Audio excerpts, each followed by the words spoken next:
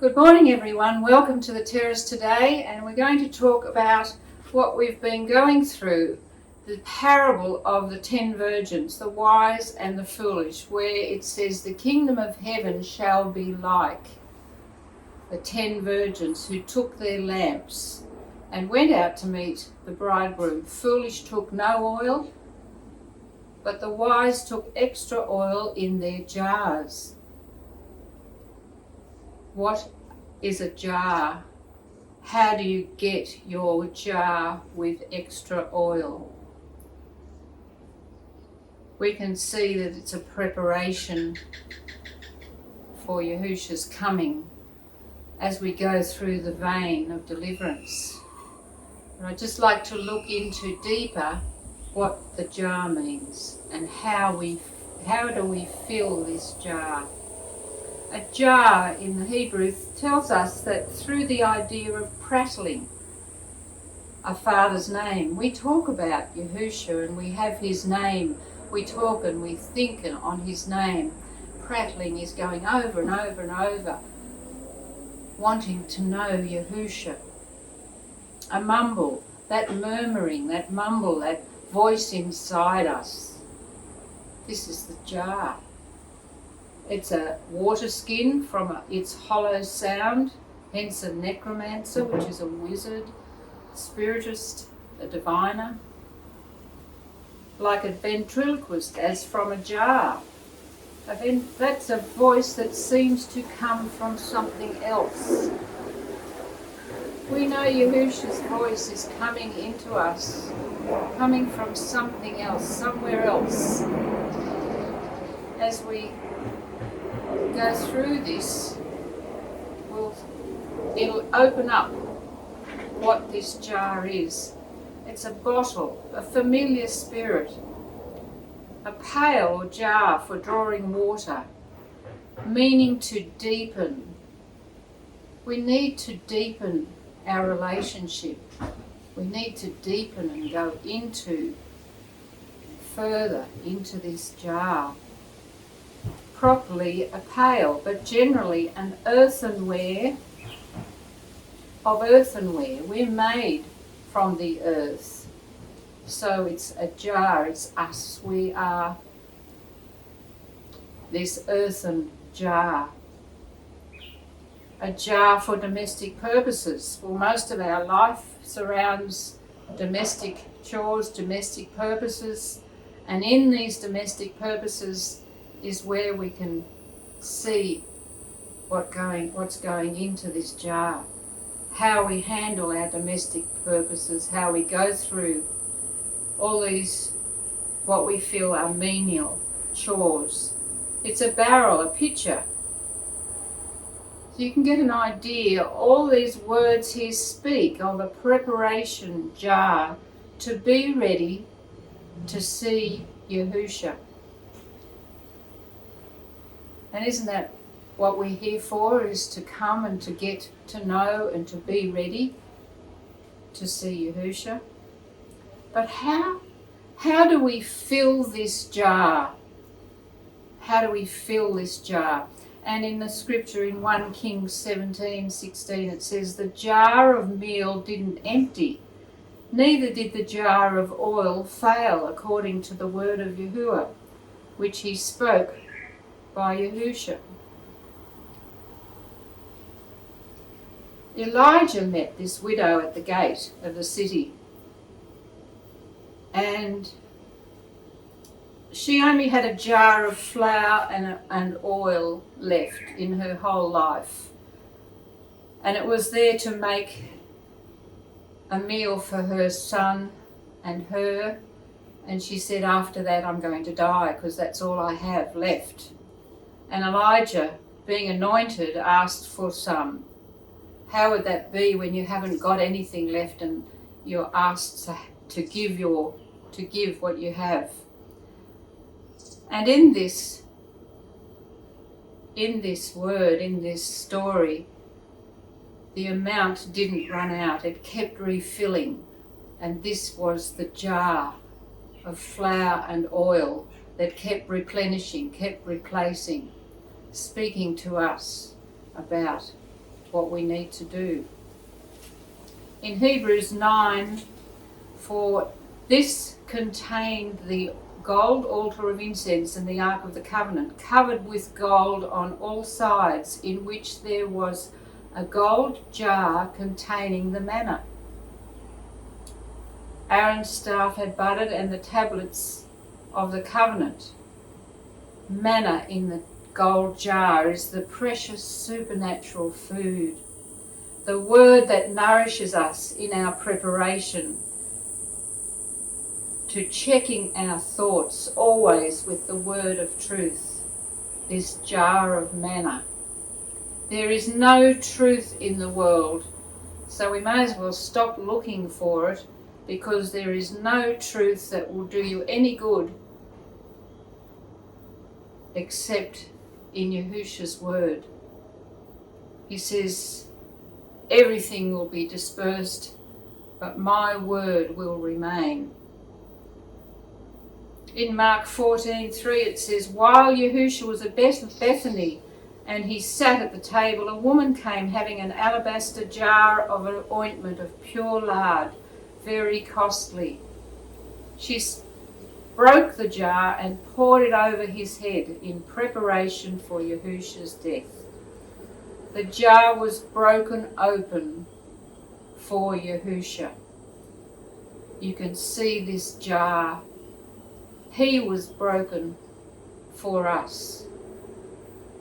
This is an important understanding about Yahusha and the jar.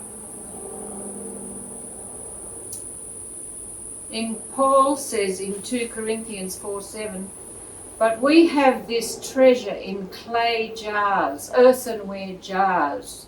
We're made of the earth. We have this treasure in clay jars, so that it may be made clear that this extraordinary power belongs to Elohim and does not come from us.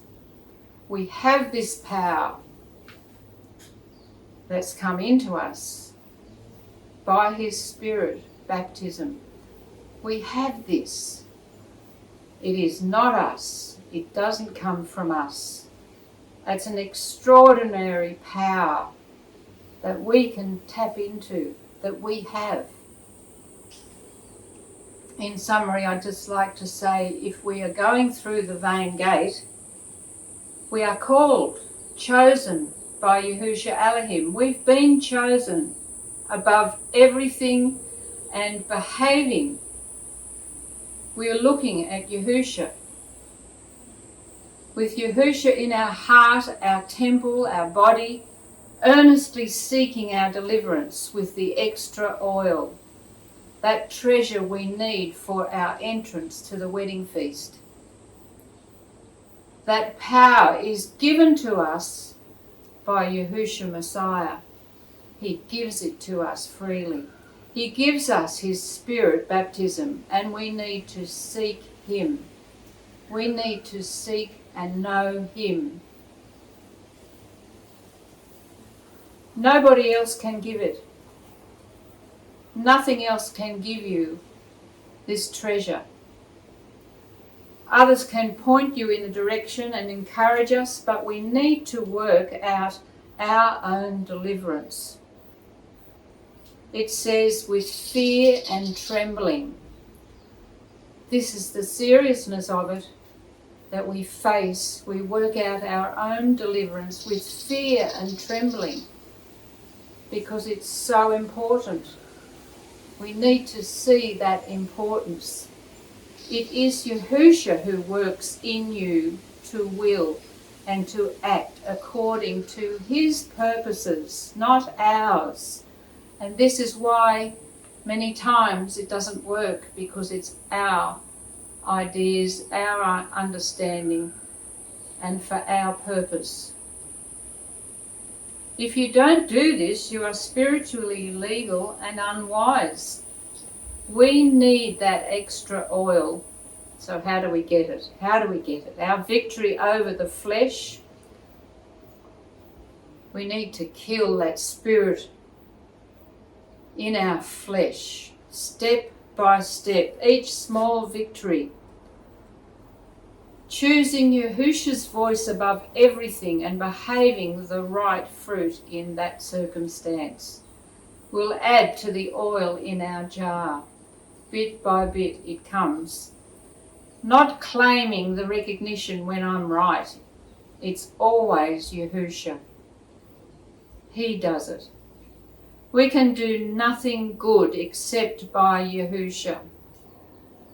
How does that hit our ego? How does that feel that we can do nothing good? Nothing good except by Yahusha. We may think we have a thought from Yahusha for that moment, but if it's not Yahusha's voice, it has no power and will fall flat and fail. It's all about hearing and knowing Yahusha and then doing what he tells us to do. Recognizing Yahusha in every success, depending on him for our life, every part of our life. Wherever we are, whatever we're doing, whatever circumstance we're in, Yahusha is there to help us, to guide us, to lead us, if we're open and aware. Recognizing Yahusha all the time. Communicating with him and running every thought by his word. We can't do this of ourselves because our words and our thoughts are foolishness towards Yahusha's. Where I could blame others, I want to look at myself. Thanking Yahusha for the lessons that he gives. All those things done that nobody knows about deep inside, but Yahusha, your Elohim, will favour you when you give it to him.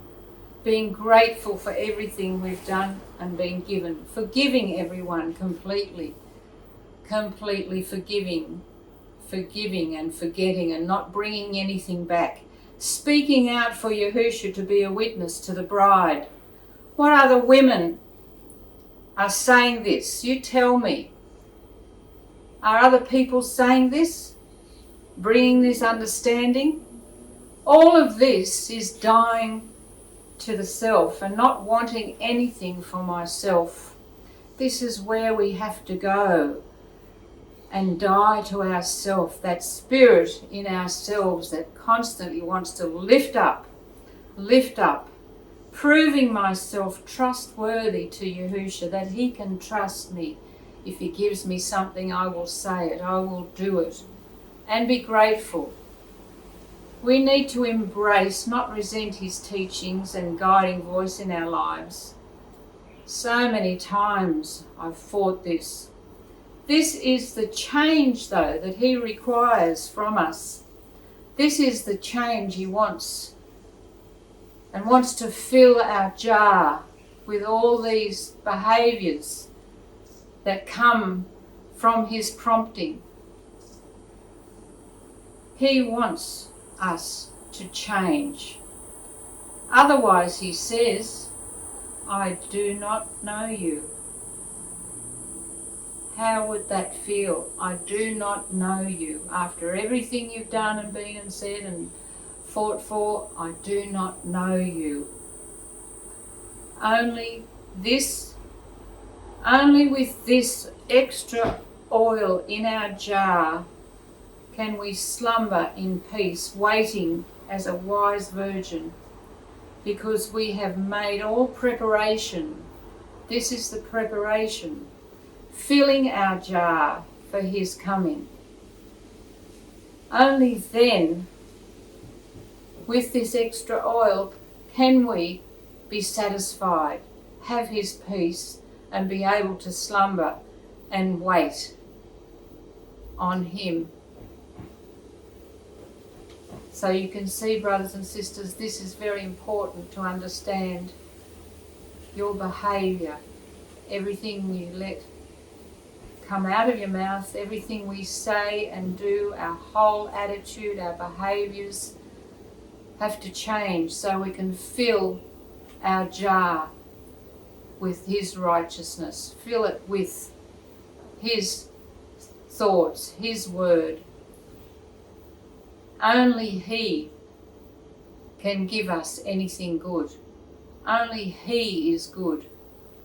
We can't do this of ourselves, so we need to be sold over and just embrace Him and thank Him and give yourself completely to Yahusha so that He can change us. Change us to be